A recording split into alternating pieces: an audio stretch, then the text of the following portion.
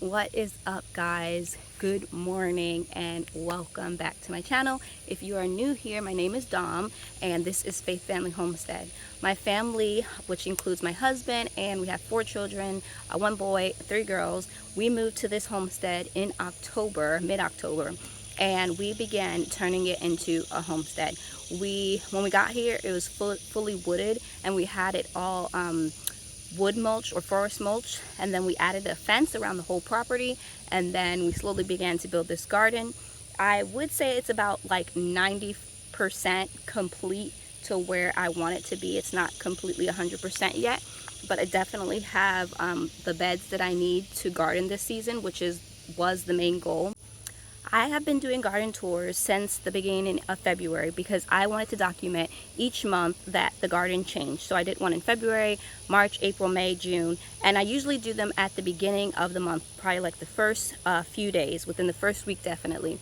July has been the only month where I'm putting out this video mid-July, and I just have not had time. It's been raining the past 2 weeks. I think it's rained the whole month of July, at least one part of the day. And that, along with busy schedules and just not enough time. Also, my husband got sick last week, and he's still recovering. So it's just been busy. So this video is a little later than normal, but nonetheless, I'm out here. I'm ready to do it. I'm so excited to show you guys what we have going on, what we have growing.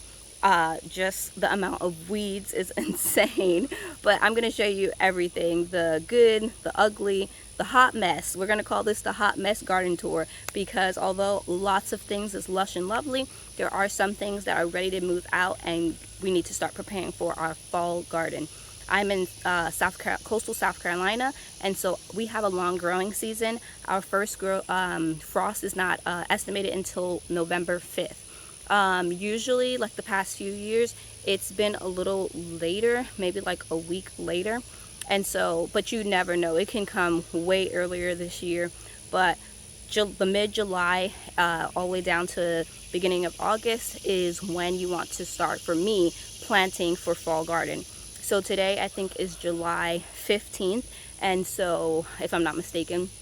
And so definitely want to get this out to show you what it looks like with all my summer crops in before I start taking out the summer crops that are done, like cucumbers. I've actually already removed maybe 1 cucumber, and I'll show you that when we get there.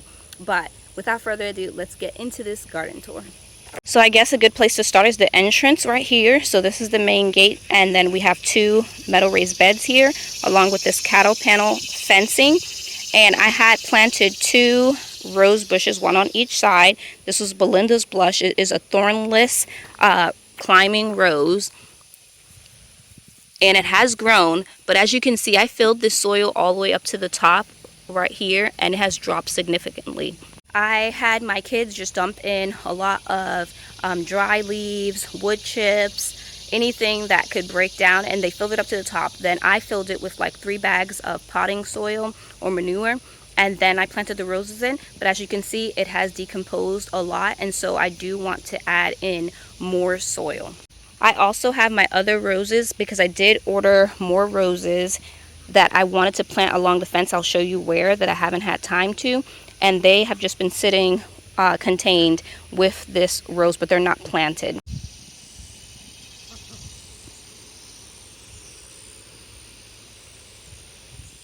So as you can see along this fence line, I had dug a trench and planted a bunch of perennial bulbs, daffodils and hyacinth and alliums, I think, but they're not blooming right now, and the weeds have completely taken over this whole trench area. The actual trench is only about a foot wide, and then back here was planted some tomatoes that I had. Well, originally it was planted with peas on one side and then sugar snap peas on the other side, but then I took it out. As you can see, there's some dried snap peas here, but then I took it out and planted some tomatoes and some cucumbers, which you can see this cucumber right here plant. Some of them have died, but my original plan was to actually plant my rose bushes along this fence.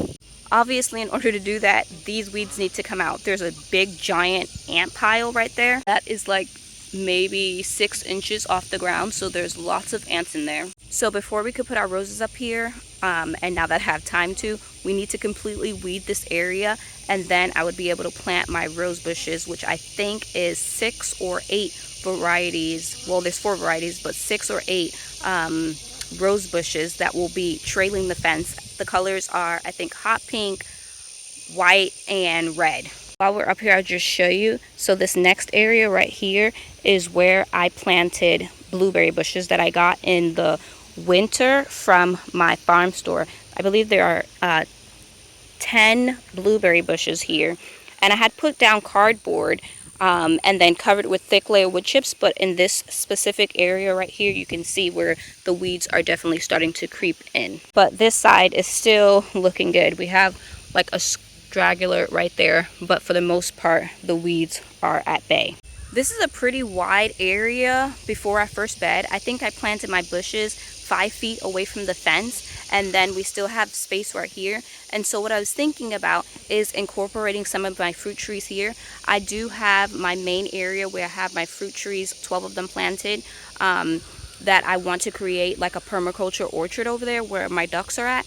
But I don't think I have enough space to plant all of my fruit trees over there. So I was definitely thinking about incorporating some into the garden. The garden gets probably 12 hours of sun during the summer because I have no trees. Like, this is a full sun garden. Right now it's shaded up to here because of the trees and the woods right here. So right now, so the sun comes up right between these trees, and so the back half of my garden, it has sun, or I guess I should say the front half of my garden has sun immediately, and then this half slowly gets sun as the sun gets above those trees. But for the most part, you know, it is very much sunny from, let's say, full sun from 8 a.m. to 8 p.m. throughout the whole garden. So definitely adding some fruit trees in here wouldn't, you know, make anything shaded, you know, because full sun plants only need about 6 hours of sun throughout the whole day, and having a couple fruit trees up here at the front definitely won't shade out my garden, and actually could be beneficial because I live in the South. In South Carolina, it is hot. Like, we just went through about 3 weeks of it being over 100 degrees. Right now, it's the high today I think is only 89 or 87, but there's 95% humidity, and it's always about 10 to 11 degrees hotter with the real feel. So since I'm up here, this is my asparagus bed. I actually have 2 of them. One I mulched and one I didn't get a chance to yet. This is my purple asparagus bed. As you can see right there, there's our purple asparagus. I have not, these are first year crowns that I got from Johnny's. You can actually see a new fresh asparagus popping up right here. And you don't want to harvest asparagus its first year because you want to give it a chance to grow and get bigger and thicker stalks right here. So next year I'll be happy to maybe get a few. So I ordered 100, I think it was called purple passion asparagus, and then this 100 of the green, but I don't remember the kind, but I didn't get to fit a whole 100 of the green. I think I only fit about 80 in this bed. There are 8 beds in this front area, which I call my log raised bed area, because when we had our area over here all forest mulch, there were some trees that was leaning towards the house that they weren't able to knock down, fear that it might fall on the house. And so we had another tree company come in and just cut them down limb by limb. So we had all of these extra limbs, and when I began to build my garden in December, I was like, oh, lumber's a free resource, you know, and I think I had saw a picture where someone had used logs, and I thought it was really cool. So I decided to build as much beds as I could out of these logs. I had thought about next year turning these log raised beds area into a perennial area, but right now this year I do have lots of annuals in here. This log raised bed right here had a lot of Brassicas in here, but then we had this freak frost that got down to like 25 degrees and killed back a lot of Brassicas, which you can see right here that I just took out and dropped. I left them in here for a long time, and then I had planted some pumpkins. I think I planted 8 pumpkins in between each Brassica and just left them in here because I figured it was shading it. But what happened was it shaded my pumpkins too much, and some of them, so I think I only have 3 pumpkins actually in here out of the 9 I planted. So last week when I had the time, I just went ahead and pulled out all of the weeds. You can see more weeds are growing back, but I pulled out all the weeds and all of the Brassicas that were just going to seed and sitting here, and then just dropped them here to give my pumpkins that are here some room to grow and opportunity. On the beginning front part of here, I have marigolds and tomatoes. A lot of these are indeterminate tomatoes right here, but I was not too good at keeping them to a single stem, and so they're a hot mess. As you saw, they were falling around through the other side. I also had a really bad time with hornworms up front, and I know as soon as I say that, people are going to say about the black light. I've explained in a video that I am not going to come out here at nighttime with a black light, and so we were just picking them off during the day when we saw them, or went hunting for them if I saw poop. Still have some healthy tomato plants in here. This is a Matt's wild cherry plant. We also have an Isis candy right next to it, and then I think there's 2 Jaspers in here, which aren't doing as great as the Matt's wild cherry and the Isis candy. But as you can see, there's lots of little cherry tomatoes ready in here, and my kids love them. They just come and pick right off. You can also see a squash bug right there. So let's talk about this next bed. This bed I planted with leftover lilies, because I thought I had planted all of my lilies in here, and I came out the next day and saw that I had a pack of lilies that I hadn't planted, so I planted them in this bed. And at the time I couldn't plant them here because this bed was full with garlic and ranunculus. This right here, although it looks like in the cucumber family or the melon family, it is actually a weed that has sprouted in the compost that I got, and they grow these little it's like this size that looks like a watermelon, but then you open it and it looks like a cucumber. So it's definitely a cross of some kind that I need to pull out. So this area, I am so surprised at this area. I planted, I don't even know how many dwarf okra plants in here, and didn't realize that we have some huge okras in here. If you didn't know, that's the okra flower, and it is in the family of the hibiscus and marshmallow, and you can tell because it looks like a hibiscus flower. It is the most beautiful flower that I've ever did see. But with this being a dwarf and only supposed to be getting up to 3 feet high, I completely forgot that and was waiting, because in my garden up front, I planted a bunch of okra, and they're about this size and definitely don't have fruit. So I didn't even think that these were dwarf and they should have fruit on them. So I'm going to show you, there are giant fruit in here that I missed. So there are giant okra pods all over in here that I have completely missed. And they're just all over. There's a bunch right here. If you didn't know, okra grows super fast. Like, if it's ready during the first part of the day, by the end of the day, it will not be ready. Like, it would be over, too big. And I didn't know that. And so I saw that, I think yesterday, that I had so many overgrown okra in here. So I decided I would just continue to leave them and let them be for saving seeds. In this area,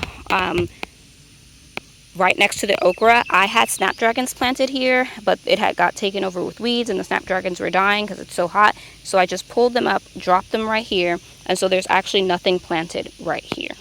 This next log raised bed area has sweet peppers in it with tomatoes on the trellis, and then we have marigolds, dwarf marigolds at the front of it. This was another bed that I had Brassicas in that died, and I went ahead and there's still actually one that I didn't pull out. I also planted a rosemary right here, which is doing really good, and it was like half the size when I planted it, so it's gotten way bushier, which is excellent. All of my peppers, I lost the tags for them. Actually, I wrote them with marker and they washed away, but I can obviously see this is a bell pepper plant. But there are some, like these are shishito peppers right here. This one's a shishito pepper, because I can tell by the way it looks, and I know I planted that. But I think this one, something ate it. But I believe these were snacking peppers, that they were like mini bell peppers, and I have a lot of those. I also have like this shaped pepper right here, and then lots and lots of like those mini snacking peppers that are all throughout here, filled with fruit. Here's another pepper here. I don't know the kind because I don't know any of the kinds. I just know that it is a sweet pepper because I planted all of my sweet peppers in one tray. On this specific trellis, I planted determinate tomatoes, which means that they will grow to a certain height and then they'll stop producing, like they won't get any taller. And I planted varieties that I thought would do good inside the heat, like the Grand Marshal, I think the Florida 91, the Celebration, I think it was called, Celebrity. This is the Grand Marshal tomato, which is where I got my first big tomato off of, and it's still looking pretty good here. Better than all the other tomatoes. Some died, some got eaten to a nub by hornworms. Right here you can see a mushy tomato there.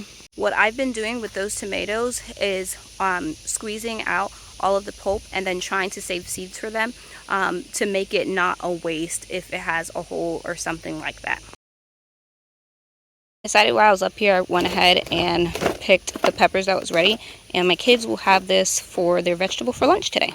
So this, although it looks very green, you might say, is all weeds. This is all weeds. I didn't actually cardboard this area because I wasn't sure how far I was going to put this walkway, and that was obviously a big mistake. And so I need to pull this off, or at least have my husband trim it and then add cardboard and add wood chips here. This area along this fence right here is completely covered in weeds. We have some marigold growing, and it's just crazy. This is another area right here where the weeds have gotten really bad because I didn't put cardboard here because it was pretty bare. That was a mistake as well. As you can see, that thick layer of grass going along this bed is just insane. There's ant piles in here. There's grass in here because this is winter squash growing up along here. I don't remember the varieties, but they have covered this middle area, and now there's weeds and the ant pile in through here. This bed right here was kind of like a last minute just throw in your last minute tomato plants over here because this bed was filled with snapdragons and bachelor buttons, but as you can see, we've taken those out and mulched this area right here, and so all that's left are these tomato plants. But down here I think I did plant one watermelon, so there's a watermelon vine as well. This cucumber plant is coming from the fence right here, which was a white cucumber, but as you can see they're yellow because I'm going to save the seeds from them.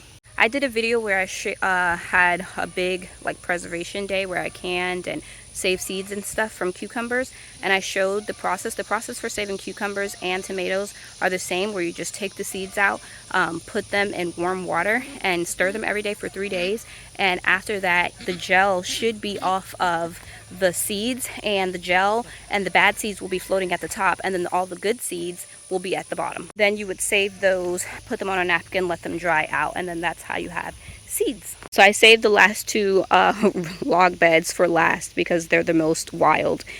Right here I planted maybe 5 cantaloupe seeds because I had a half of this bed of space, and it has completely taken over, which is what I wanted. We do have some cantaloupes in there. I don't remember all of the varieties, but there are lots of cantaloupes in here. And as you can see, it's even going that way, which is completely fine for me. That's what I wanted. But in here, not only do I have weeds growing, I also have lilies, I have delphiniums, I have echinacea in here somewhere that has probably gotten overtaken. Oh, echinacea's right here. I have wild morning glory that I need to pull out. And then I also planted some ground cherry, pineapple ground cherries, which are in here on the lower level. This is what it looks like when it falls off of the plant. It is completely ready. Let me see if I can open this. So this one has gotten eaten by a bug, but when they fall off, they are completely ready. And then we've gotten lots of ground cherries off of this plant. I think there's 2 ground cherries in through this bunch. Now, this fun bed, you may see a jungle. I see a jungle too, but it's wild, it's pretty, it's lush. This was my onion bed. This was actually the first bed that I planted, the first bed that I did. This whole garden is a no-dig garden, which means that I cardboarded this whole garden area. It's about 50 feet by 100, and it does get smaller at the back, so maybe the back is probably about 40 feet. But I cardboarded this whole area. This bed right here was the first bed that I actually, was my first video that I made on YouTube, and it was the first bed that we actually built in this garden. And I planted onions in here, 540 onions. When I harvested those onions, I didn't want this bed to be empty, so I threw up a cattle panel.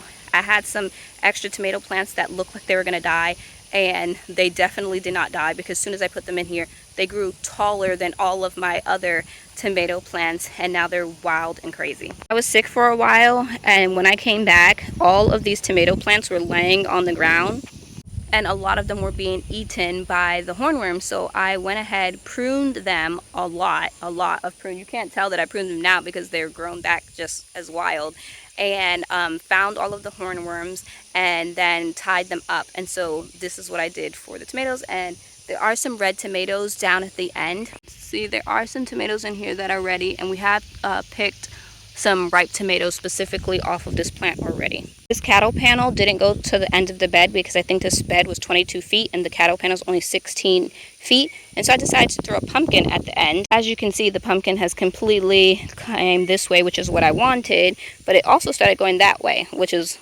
not what I wanted. But when those plants were growing wild and crazy, I was, my son had baseball tournaments because he does travel baseball for like 2 weekends in a row. And then during the week, I was having counseling classes and just being busy. And then with rain as well, I wasn't able to get out here and train my plants to go the way that I wanted them to go, which is completely fine. So the rest of the plants in here, as you can see, are different leaves.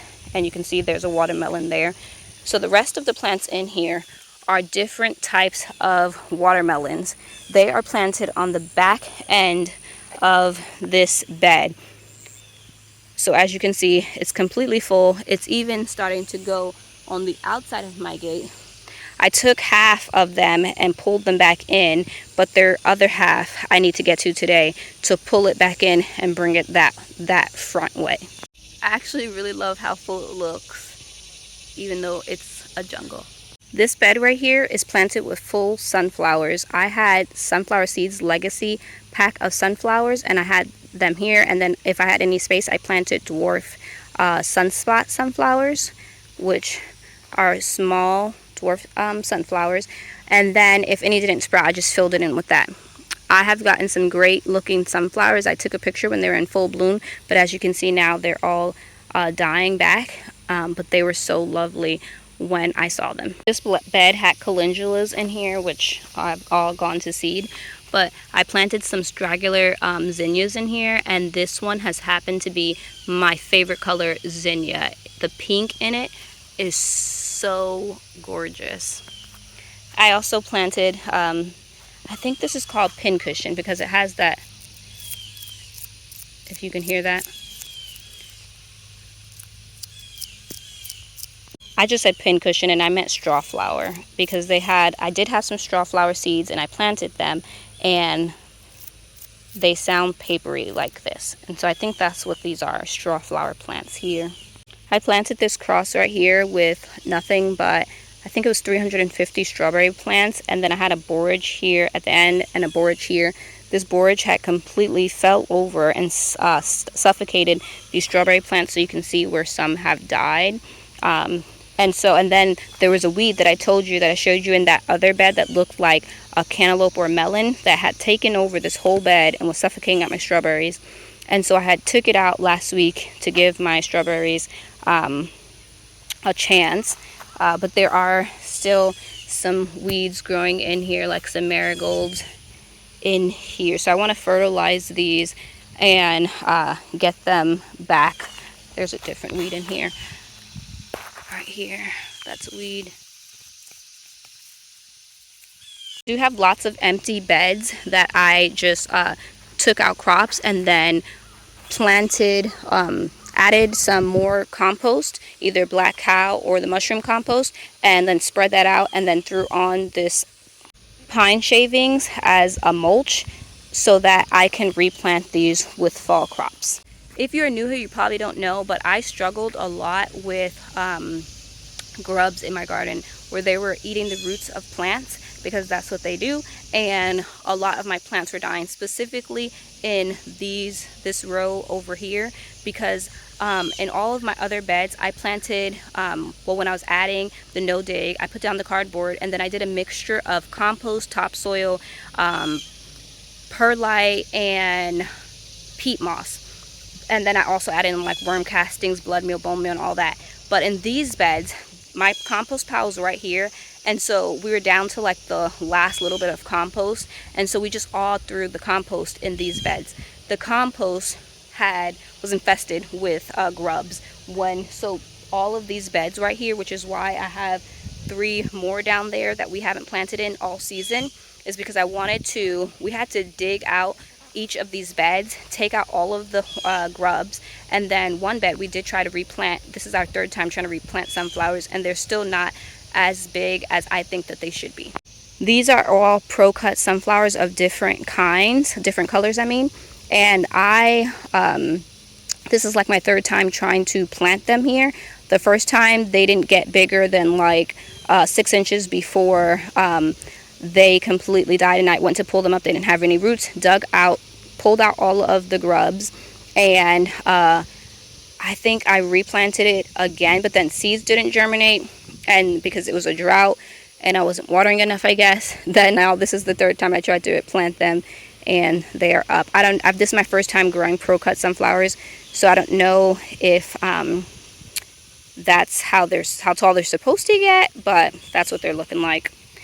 And then these 2 beds, the same thing. I had bush beans in here that were yellowing, and I decided to take all the bush beans off that I could, dig out for grubs, and now it's just sitting with waiting to be planted. I added a layer of compost on top and then covered them. I just want to take a moment and give you an overview of what else is growing in the garden, because I just looked and it just looks so full and lush, even though I see lots of weeds and lots of things I don't like, but it's just so green and it makes me so happy. My daughter planted this bed and the bed across with zinnias, just different color zinnias, and I know she would want me to show you it because she's so happy with all of the different colors, and I am too.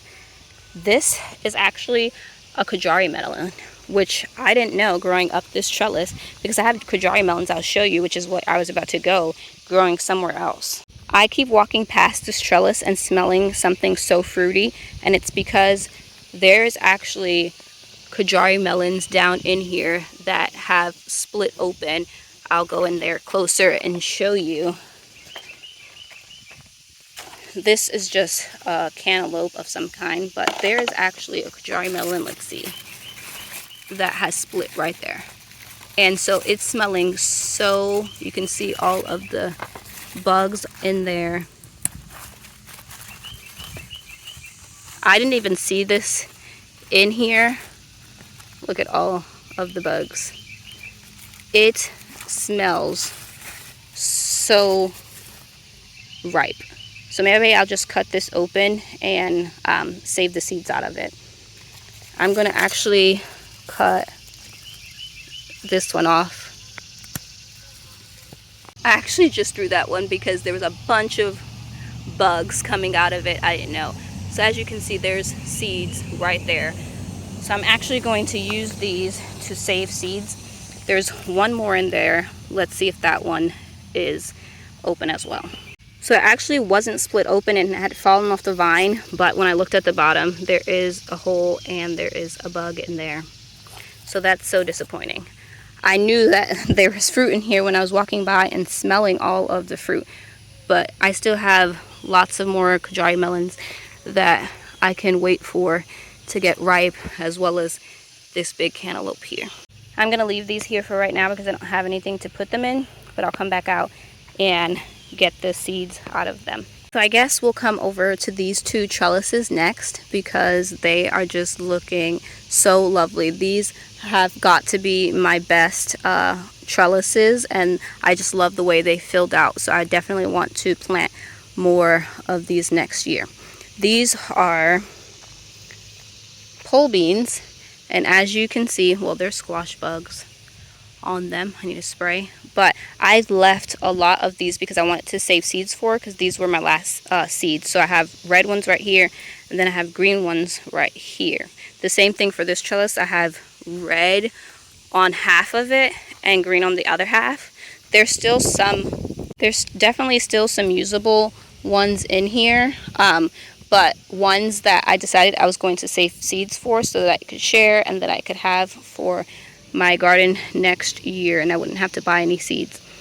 But they are looking, and at the end here I planted an okra, but they are looking so lovely, and it's completely just filled with beans.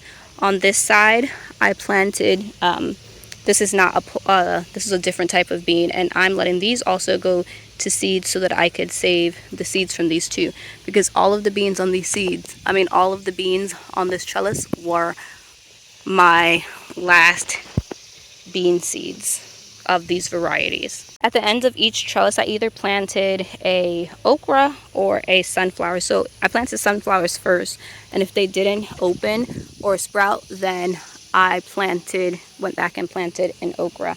So we do have some Mammoth sunflowers at the ends of some beds. This one has opened.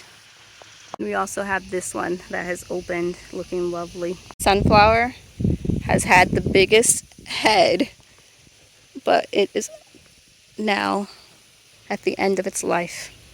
The heavy rains that we've had, you can't really see, but it's completely moved the wood chips that we've had, and it's exposing the cardboard because the garden does go on a slope that way, and so a lot of these wood chips are not in their right spots where they were originally at. Like, a lot of wood chips moved here.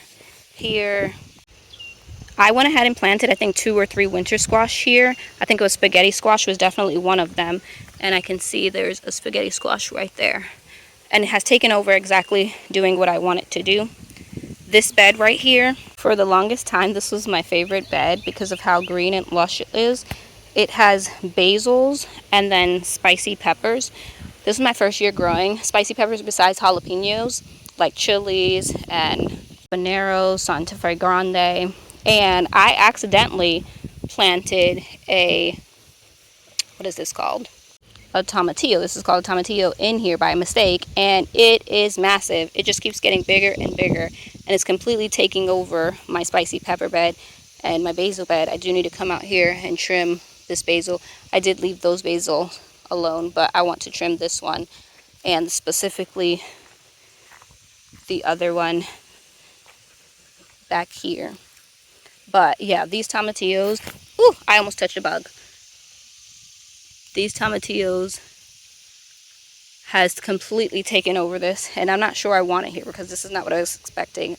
And it's actually taking over like my chili peppers that are in there and my basils. I actually am running out of time. I have to actually go inside, and I wanted to make some biscuits and gravy, so I'm gonna go inside. But before I do that, I want to show you some last few beds. I'll ignore the grass weeds that are about to go to seed outside of this bed, but this bed is completely filled with flowers. All flowers that I started a lot of flower seeds. A lot of them didn't make it. A lot of them died and got dried out, but the ones that made it, I just planted them here. So there was Lysianthus here, there's some zinnias, there's like I think this is pincushion, not sure. There was also bells of Ireland in here, and I don't remember what else, but any kind of random flowers I had, I put them in here. And we had a storm and knocked over lots of the zinnias, so that's why they're all doing the gangstaline that way. This place I want to show you is this bed. This is the last bed that I planted. I did a video on it, the crops that I love that produce the most, and I planted whole sweet potatoes here. I planted bush beans here, which a lot of them didn't germinate, and then I planted some zucchini here. And two sprouted. I planted 2 seeds each. 3 out of the 4 sprouted, but I took one out to give this a chance because I'm only going to have 2 zucchinis here. I thought about replanting bush beans here, but maybe I still will. But we did have, I planted 4 cucumbers along the back, but only 2 varieties germinated. That one and one down here. And I keep moving the sweet potatoes out the way so that it could have room to grow. That sweet potato wants to grow up the trellis or this fencing. I love how quickly this bed has filled out. All of these did not have holes in it just a couple days ago, but with the amount of rain that we've been getting, with like downpours and storms, like with an inch in like a few minutes, the bugs have been out, and obviously I haven't been out here. And so I came out here yesterday and saw all this bug damage, which was really sad, but obviously it doesn't affect the sweet potatoes that's in the ground, but it does affect if you wanted to eat these sweet potatoes as a spinach, which is what I was planning on doing. I still have all of my fruit trees lined up and separated, leading out of the garden right here.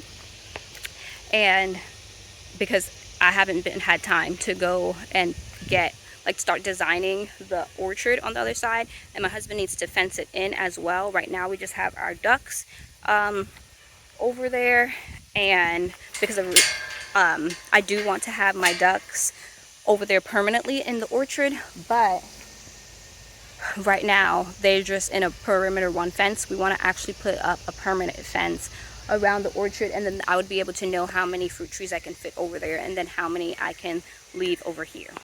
Thank you guys so much for hanging out with me this morning, and I will see you guys next time. Bye.